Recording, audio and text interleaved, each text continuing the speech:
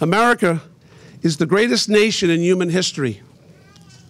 Our respect for individual liberty, free markets, and limited constitutional government produced the strongest, most prosperous country in the world. But we have drifted far from our founding principles, and America is in a serious crisis. Ron Paul's plan to restore America slams on the brakes and puts America on a return constitutional government. It is a bold but achievable.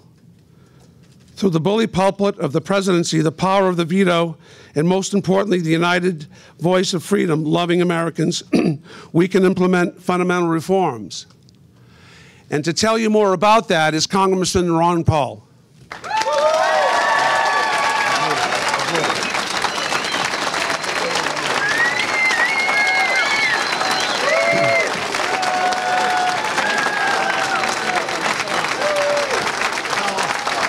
Thank you very much. Thank you. Thank you, thank you. Thank you very much.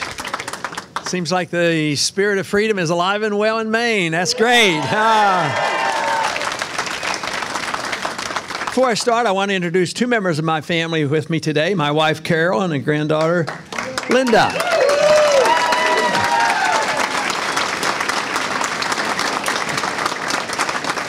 Thank you for coming out. The visit to Maine has been very good. We came up here on Thursday, late Thursday. Did anybody notice there was a debate on Thursday down in Florida?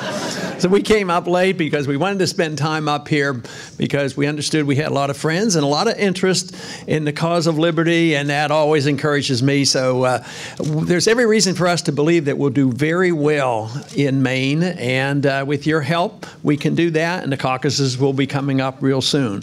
But I deeply appreciate you coming out because it gives me an opportunity to continue an effort that has been ongoing for a long time. I became interested in politics through the study of economics. Although a physician and delivered a lot of babies over the years, I became fascinated with economic policy in the 1960s, and there was a lot of concern then about what was going on. And so much of the concern by the free market economists in the 1960s came about in the 1970s, and that is when we took our dollar and dislinked it from gold, which meant when the politicians wanted money, all they had to do was print it. And it was pretty logical to so many of us that if that would happen, that's exactly what they would do. They would overspend, overborrow, size of government would get too big, they'd fight too many wars that shouldn't be fought, they'd encroach on our personal liberties, and we'd end up with a debt crisis. And that's what we're here, that's what we have today. And this is why it is so crucial to understand exactly what has happened so we can correct our problems. Now, I don't think it's all that complicated. I think we got into a mess because the people got careless, and they generally sent people to Washington who were very well intended, but their goal was only to see how much stuff they could get, not the preservation of liberty, but to help redistribute the wealth and please everybody so people could get reelected. So I think we got into our trouble because of our loss of respect and concern for the Constitution. Quite frankly, I think we could get out of this problem if we just followed the Constitution.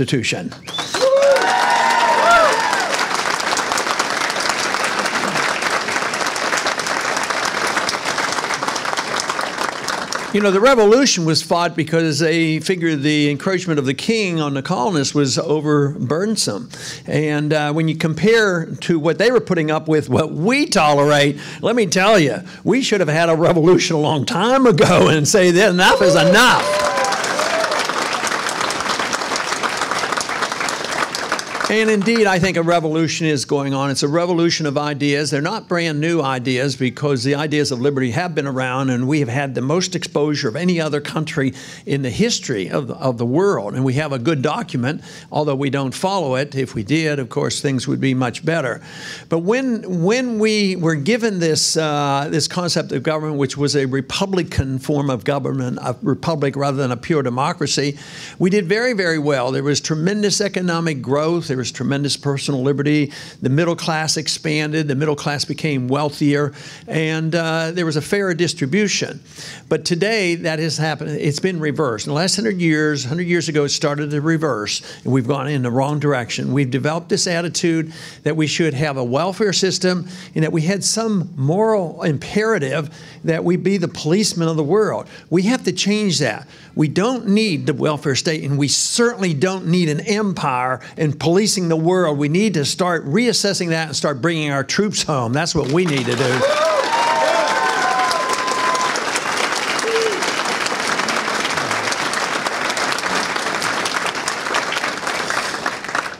But almost every problem we have today, you can find a specific prohibition in the Constitution that we failed to follow. If you take the money issue, the founders understood inflation very clearly and the debasement of currencies. States were involved in the debasement of currencies as well as the national government. At that time, they destroyed the continental dollar, and they had a lot of difficulty. So that was one of the reasons they had a constitutional convention. One was to have a free trade zone, make sure the states could trade with each other. And the other major thing was to have a sound currency.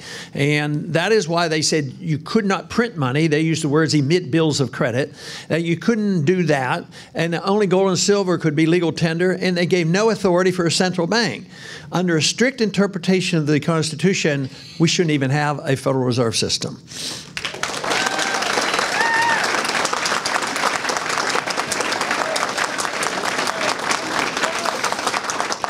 But we avoided following the Constitution then and continued. And in the last 100 years, especially in that very, very unlucky year, 1913, we really changed the direction of the Republic. I mean, this is when we instituted the income tax. If we had a proper-sized government, and someday let's hope and pray that you can bring this about, you really don't have to have an income tax. I mean, the money in a free society...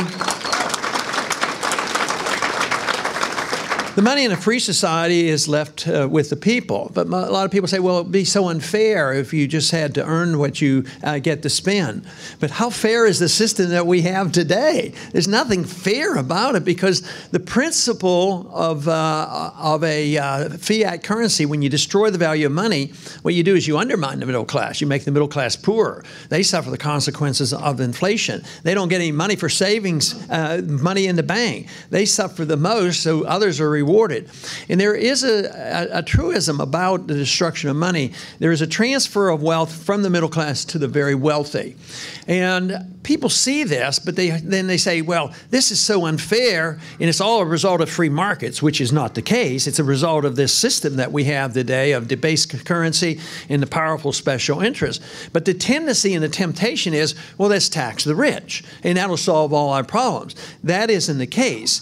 But we have to separate the two out. Why are some people rich? Are they always rich for the same reason? And should we attack people who have been successful?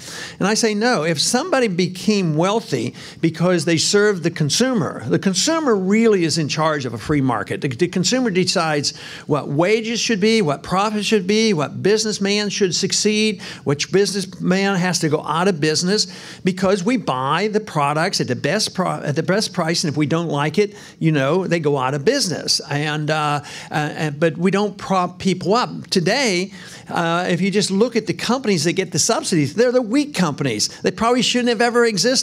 So the tax money is taken from the people who are productive and pump it into the companies that are unsuccessful. Exactly opposite of what the free market should be doing. But there still are a lot of rich people, a lot of people having wealth today as a consequence of a special interest government, where the lobbyists have clout, where the monetary system serves the interests of big banks and big corporations. Those who get hold of the newly created money benefit the most. The people who benefit the least are the people who have to spend it and live on it in 2 or 3 years later when it loses its value. And then again, the people who have gotten bailed out. So that compounds the problem of the shrinking of the middle class and enhancing the power of the wealthy. So the resentment is okay if it's directed to those who took and stole the benefits through the political system, not the people who were productive. So there's a big difference. The best way for this to be settled is quit the bailouts. Nobody should get the bailouts. The people who fail should fail.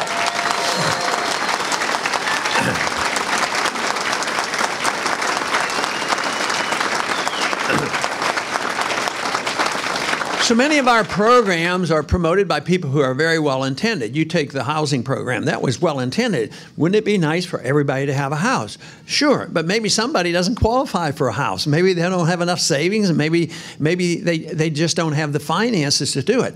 But it's well intended. But look at the consequence of this program. We made easy credit. We had Fannie Mae and Freddie Mac giving easy credit, and then we had laws that said you had to make these loans, and it looked like it was working. People were getting houses that didn't qualify. The price of the house was going up. They'd borrow even more money. It looked like a perpetual money machine, a wealth machine. Of course, it was all based on a fiction that you could have perpetual wealth by inflating, the housing prices. So the crisis came, the bankruptcy came, which was predictable. And guess what happened? The people who made all the money in the formation of the bubble, the people in the mortgage business and the building business and the derivatives business, and they were making billions and billions of dollars, they went bankrupt because they overextended themselves. Guess what? They got the bailout. And the middle class lost their jobs and they lost their houses. So even with the best of intentions on these programs, it doesn't serve the best interest. So there is no perfect system in the world, but the best system, if you care about your fellow man, is if you want true production and the greatest amount of wealth and the best distribution, it has to be with free market economics and sound money, getting the government out of the way of overregulation, make sure the government doesn't bail out the people who are the failures.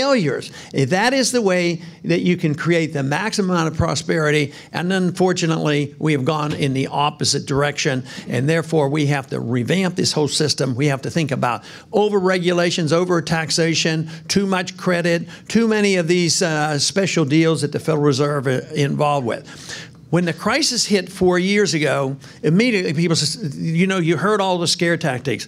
The world is coming apart. There's going to be a great depression, so the American people have to go along with the bailouts. And this, both administrations, last administration and the current administration, have followed these same rules. The TARP funds and the other things that the Congress did were into the hundreds of billions of dollars, up to approximately $1 trillion. But it turned out to be peanuts compared to what the Federal Reserve did. They were involved in churning credit up to $16 trillion. Half of it essentially went overseas to bail out the banks because the banks are interconnected. They're global now. And when we're still prepared, our Federal Reserve has announced, Bernanke has announced that we will be available, our dollar will be available to bail out the banks in Europe, because the banks in Europe are partially owned by the banks in the United States. And guess what the banks in Europe own? They own the sovereign debt that has no value. Greek debt and French debt and Italian debt. And they have it on the books, and they don't want this thing to collapse. So where do they place the burden? On the dollar, on us, on the middle class, and it will be translated. If it is not stopped, it's going to be translated into higher prices for everything.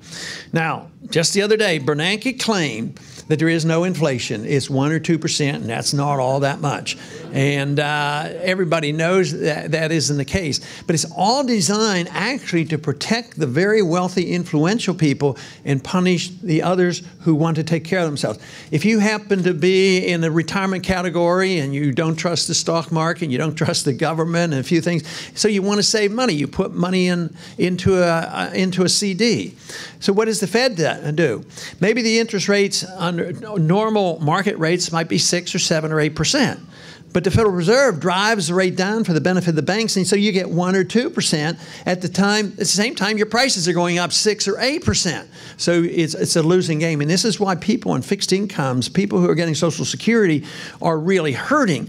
And I've brought this up to the attention of both Greenspan and Bernanke, and they admitted it. They said, well, yeah, that is true. The savers are going to be punished, but that's just an unfortunate consequence of what is happening. But because they want to take care of the banks and they want to take care of the global economy. But it's a failed policy. If we wanted to prevent this from happening again, we have to do what the founders tried to do. You have to give the people a currency. The responsibility of the government is to guarantee the value of the currency, not to guarantee the counterfeiting of the currency. So we have to reverse that completely. Counterfeiting is illegal.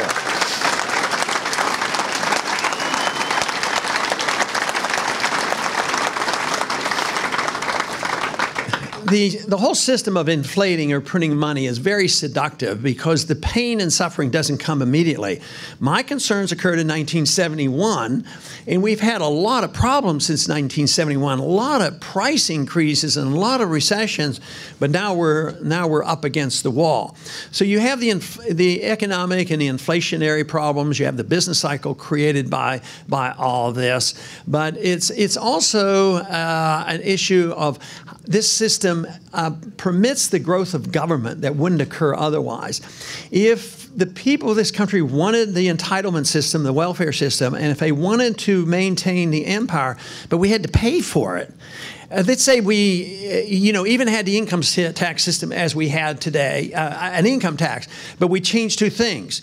Everybody had to pay monthly on their income tax. What if they had to write the check in and we had to pay the bills? We couldn't delay, we couldn't borrow, we couldn't inflate and delay the effects and the penalty of printing the money. I mean, this wouldn't last 6 months. The people would rebel if we had to pay for what the government wants to do, the expansion of government, whether it's the welfare or the warfare state. There would have been a rebellion. So it's very, very seductive because they can delay the ill effects, but they can also put it on people and their innocent victims. It's not on the people that you readily see. It's the person who lost a job. And it's the person who can't pay for their medical bills anymore or their education bills anymore. And these become the victims. So it's only now shuffling around looking for the victims and who to blame. But to me, one of the worst parts about the monetary system, it allows government to grow. And my conclusion has been that if government grows, your liberties go down. There's no doubt about that.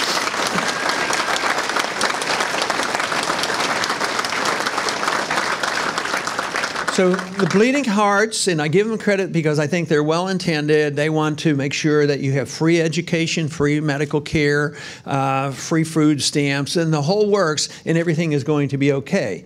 You can do that when the country is wealthy, but eventually we consume our wealth, and we have consumed our wealth. We can't borrow anymore, so we're depending on the printing presses. But this is why we're in the midst of the crisis, because the debt is too big and we have to cut. So the welfare state depended on the printing press and this ability to delay the payment. And any country or any individual who lives beyond their means eventually has to live beneath their means, and that's what economic law is doing. They're forcing us into living beneath our means. But the other area that I see not only as an economic problem, but also a personal liberty problem, and also one with common decency, and that has to do with the allowing our government to expand our presence around the world. The Constitution gives us no authority to assume the role as the policeman of the world, to be in nation building and being involved in the internal affairs of other nations, getting involved with wars and fights and things that have been going on for 1,000 years. This is why I have strongly taken the advice not only of the Constitution but of the founders.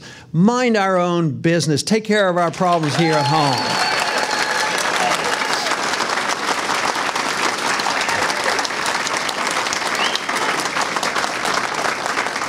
Now, Woodrow Wilson was one of those bleeding hearts, and I do not know what was in his heart, but his speeches were that he was to, his goal was to get us involved in World War I.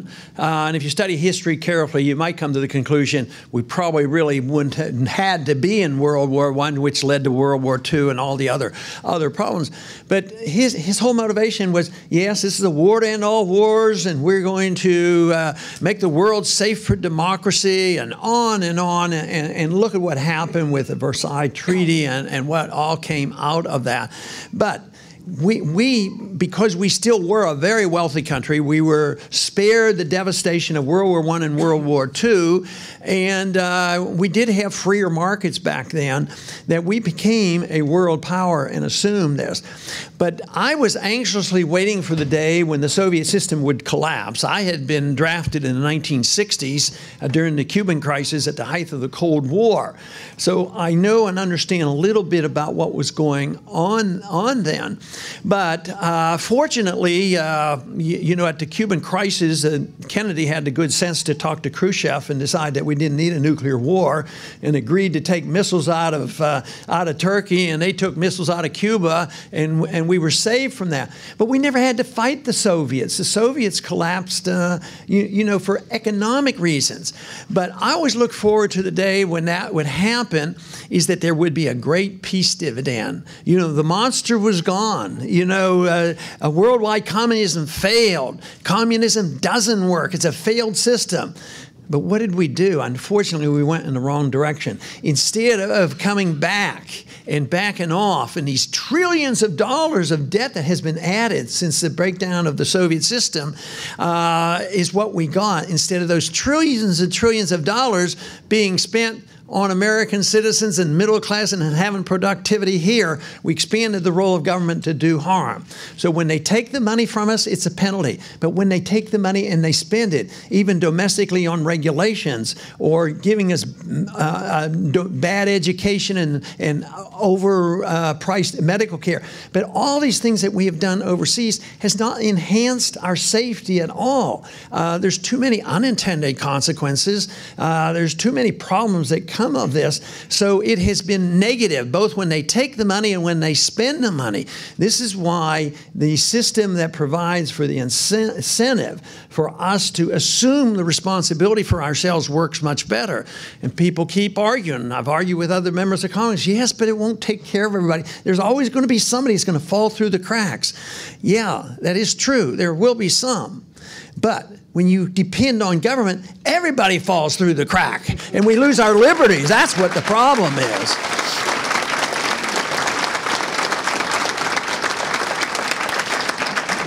But the other great harm that comes when government overreacts, whether it's the wars overseas or the wars here at home, it's literally a war against the middle class.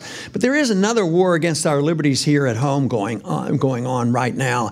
I think that war on drugs is a war on the American citizens. I do not see the war on drugs reducing the use of drugs, and yet it's a war on our civil liberties the way they are fighting the war on drugs. I think we should reassess that whole thing.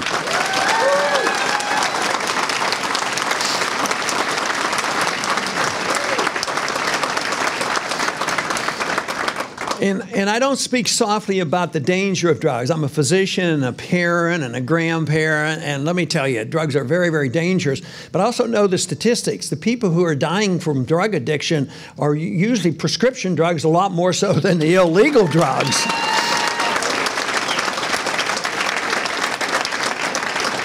But I would much rather see the day come when we see people who are addicted to drugs, legal or illegal drugs, be treated more like patients, rather like when we understand alcoholism. If we put every alcoholic in prison, you know, our prisons would be cluttered.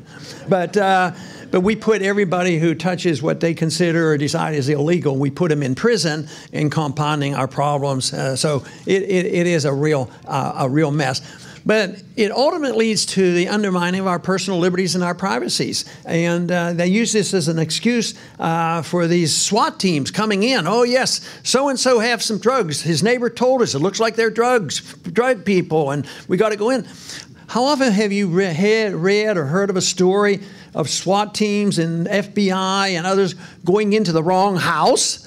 I mean, that happens way too often, and innocent people get killed with this. So, but it's the idea that they can barge in to houses, and since the Patriot Act has been passed, they don't even need search warrants. This is one of the strong reasons why I oppose the Patriot Act and think we ought to repeal the Patriot Act.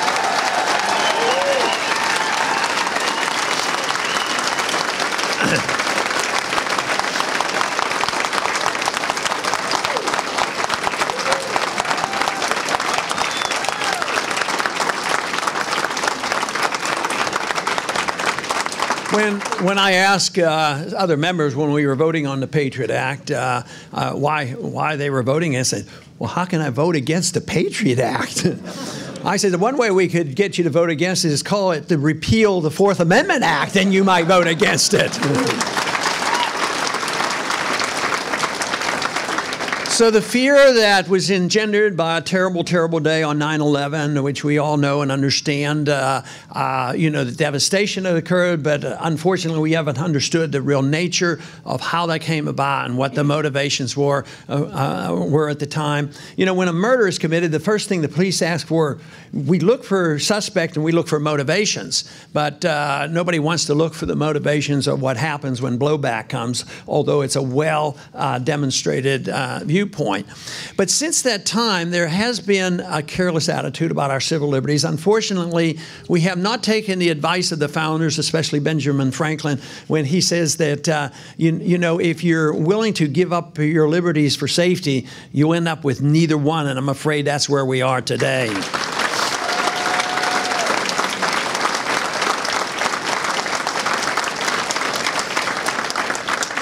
When we take an oath of office, we swear to uphold the Constitution against all enemies, foreign and domestic. Tell you what, the odds of a foreign government right now attacking us, invading us, and threatening us is zero.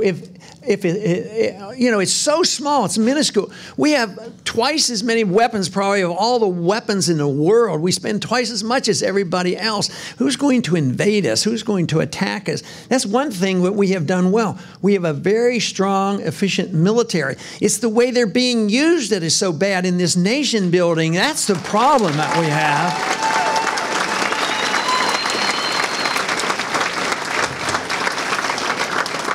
But I think more Americans now are coming to the agreement that our greatest threat to our liberties is not an invasion of an authoritarian regime. Our greatest threat is that our government keeps getting more authoritarian, attacking our personal liberties and not protecting our constitutional rights and losing our way, not protecting our economic liberties and our personal liberties, our lifestyles. And there's always an invasion of our privacy and people telling us what to do. But the Patriot Act set things off, but since then things have actually deteriorated. We have a president now who 1 year ago had an announcement before a Senate committee that it is now the policy of the United States that our government can assassinate American citizens without a trial.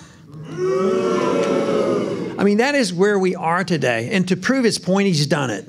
He's done it on 3 occasions. One guy had a bad reputation, al-Awlaki. He's over in Yemen. He's associated with some bad actors. He's actually, advocated that violence should be used. He's never participated. He's never been charged with a crime. He's never been tried. And yet, he probably was a bad guy. But what if that's all you needed to be, was thought to be a suspect and maybe a bad guy and maybe associated with a group? Because they've expanded the term now in recent law that all you have to be in associated forces, and that is maybe connected with a website or attended a meeting, maybe anti-war meeting or something like this. They did this in the 60s after the FBI infiltrated anybody who opposed the federal government's positions. So now this has been put into law. They used to do it secretly. Today it's up front. I mean, when they can make an announcement and then carry it out. Now the second person they assassinated was al-Awlaki's son, and they went and they sent a missile, a drone over there into Yemen, and his 16-year-old son was barbecuing with his cousin in the backyard, and they blew them both up. There's something wrong with us if we don't speak out on this. This is a dangerous trend.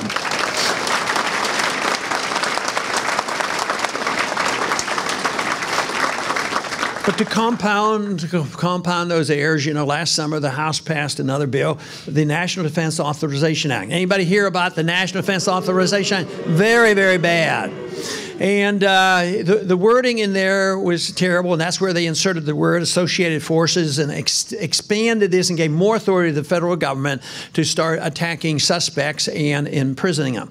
But when it got to the Senate, it got much, much worse because it is there where they said that explicitly, they said the military can be used to arrest any American citizen, put him in prison, and denied an attorney and held indefinitely, even sent overseas.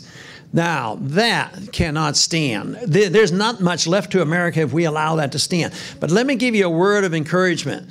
More people in this country know about that, and they're incensed by this than I ever dreamed of. And it's not on national TV. You're not getting information from this. So the information is getting out there, word of mouth, in the internet, and a few alternative sources of information. So there's a healthy resistance to this. So what needs to be done, though, is those individuals who voted for that ought to be called to task on that, and the voters need to know about it.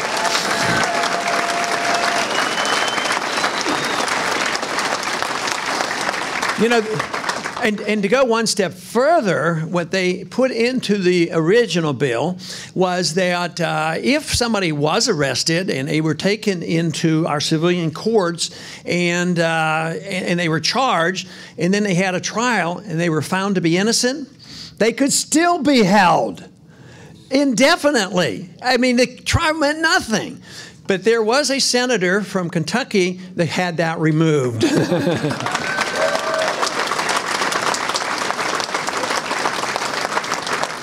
But obviously, if the American people speak out, we can have an effect. It's not like we're wasting our time. Take, for instance, just recently, American people spoke out very strongly about Stop Online Piracy Act. People spoke out.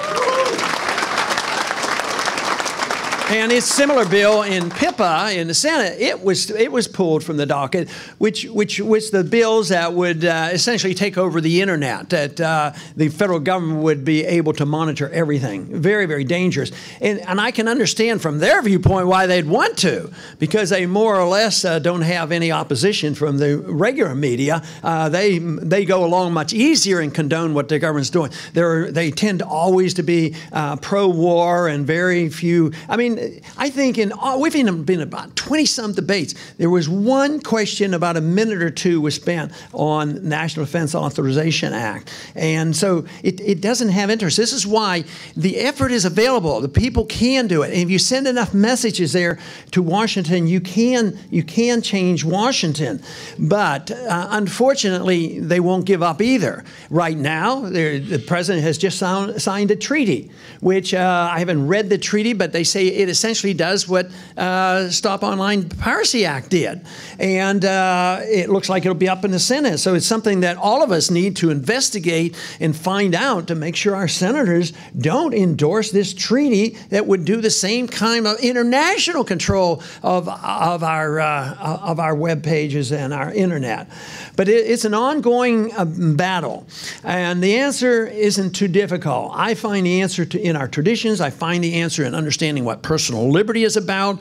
And fortunately for us who believe in liberty, it's still very popular in this country.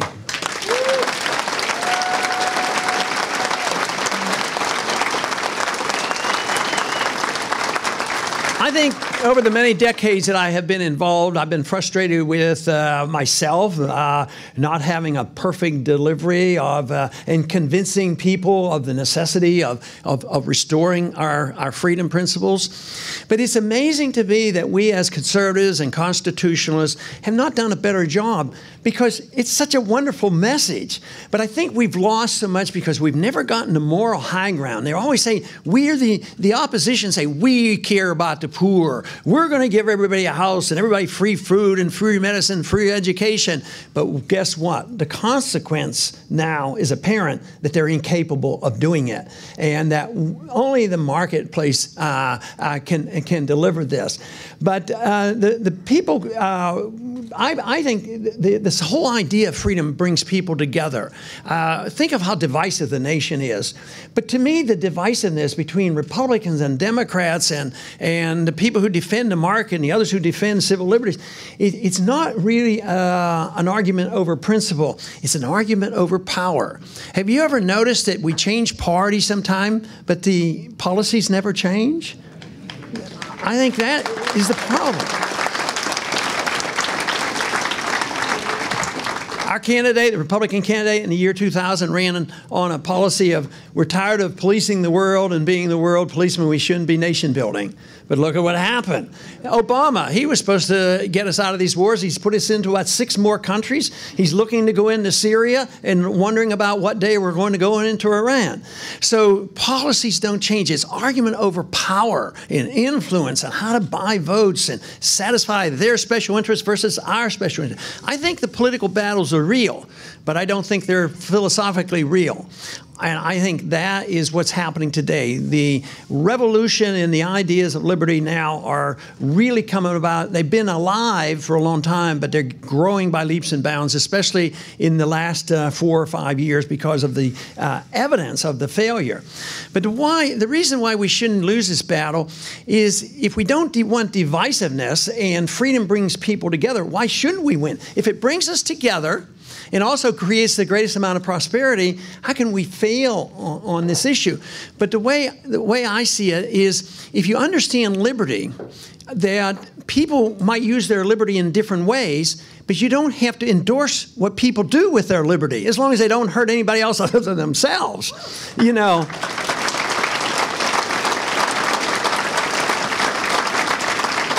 And we shouldn't be overly judgmental. Yes, we can raise our kids a certain way and take care of our own personal needs and try to help people in a voluntary manner. But to use the force of government to try to mold people's social behavior is just a no-brainer. There's no reason that we should be doing this. But the same way, it shouldn't be allowed that individuals should tell us how to spend our money and what we should do with our economic lives. Some people would save and take care of themselves. Others would be reckless, but they ought to suffer the consequence if they're reckless. And yet, if we'd only see bringing people together, like we do a pretty good job on religious freedom, even though there are days when, you know, political correctness and other things are very challenging. And actually, since 9/11, I think there's a little bit more bigotry in religion than there used to be. But basically, the First Amendment is well respected. And it's respected because there's so many different religious beliefs in this country, variations of Christianity, other religions, and people, you know, aren't, we don't try to punish people because they want to, they're not believers, they're an atheist. But if they're not harming people, we shouldn't have it coming down. But as soon as it comes to personal behavior, it seems like we tolerate religious beliefs and intellectual freedom, but all of a sudden, what people put in their mouths or into their bodies, they're obsessed with this. It's like we wouldn't know how to teach our children without the government giving us our protection on how to feed our kids.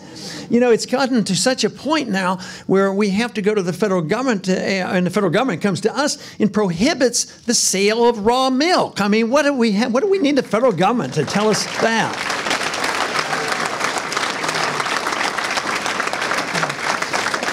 So I think we need a lot more confidence in understanding how freedom works. We've had this great experiment, best experiment ever, the best results ever in the history of the world, and we're losing it. This last 100 years, it's drifting away.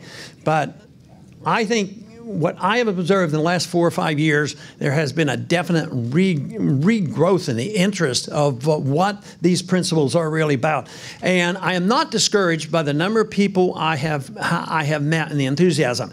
Especially the young people are enthusiastic, especially those who have been thinking along these ways. I call the remnant, the people who try to hold these views together. So many I have met have been disgusted with both parties. They have dropped out, haven't voted in years, but are more excited now because there's something to believe in other than this special interest government and this endless spending and the debt. So we can work our way out of this.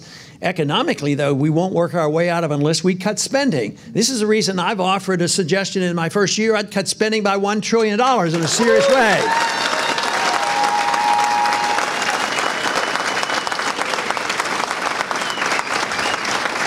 But in order to do that, the people have to reassess the role of government. If you want the role of government to be an endless welfare state and you think we need to police the world, we can't do it. Because half of that $1 trillion I'd cut from overseas spending, I'd spend that money back here at home.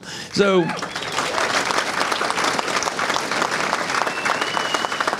But that is what is necessary. We need to revamp the monetary system. We need to greatly reduce the regulations. The tax code has to be changed, but the role of government has to be changed. The role of government, the type of government we have, has been endorsed by the people for a long time because everybody thought this was going to be perpetual. And it lasted a long time, but we've consumed our wealth. It's all the prosperity we have around the country, and what we have even in our governments is all based on debt. There's too much debt out there. The debt has to be liquidated. You won't have an economic growth until you erase the debt and erase the malinvestment, all the mistakes made with the artificial economy, the planned economy through the Federal Reserve System, manipulation of interest rates.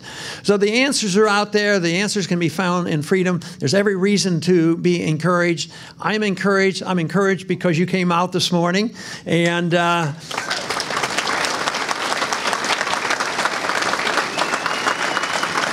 and I'm also very encouraged with my now a day and a half visit, and we'll stay here till late tonight, the visit here to Maine. I'm very encouraged that I'm hoping that a message will be sent loud and clear within the next week or so in your caucuses for the cause of liberty. Thank you very much.